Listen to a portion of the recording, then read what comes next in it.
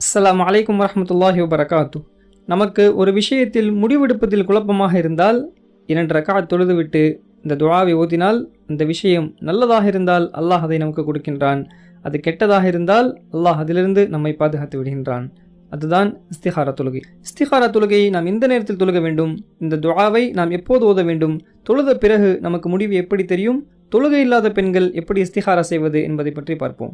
இஸ்திகாரா என்பது 2 விஷயத்தில் எதை தேர்ந்தெடுப்பது என்று நமக்கு குழப்பமாக இருந்தால், திருமண விஷயமா இருக்கட்டும், அல்லது வேலை விஷயமா இருக்கட்டும், அல்லது ஒரு பொருளை வாங்குவதாக இருக்கட்டும், அல்லது ஒரு விஷயத்தை செய்யலாமா வேண்டாமா என்கிற குழப்பம் நமக்கு இருந்தால், அந்த நேரத்தில் எது சிறந்ததென்று அல்லாஹ்விடம் நான் கேட்பதுதான் இஸ்திகாரா. அனைத்து விஷயத்திலும் நாம் இஸ்திகாரா செய்ய வேண்டும். ஜாபிர் ரலியல்லாஹு அன்ஹு அவர்கள் அறிவிக்கிறார்கள், இதா ஹம்ம அஹதுக்கும் பில் அம்ர் ஃபல்யர்கா ரக்அத்தைன். ஒரு விஷயத்தில் முடிவெடுப்பதில் நமக்கு குழப்பமாக இருந்தால் இஸ்திகாரா நஃபில் 2 ரக்அத் தொழுதுவிட்டு இந்த துஆவை ஓதுங்கள் என்று நபி ஸல்லல்லாஹு அலைஹி வஸல்லம் அவர்கள்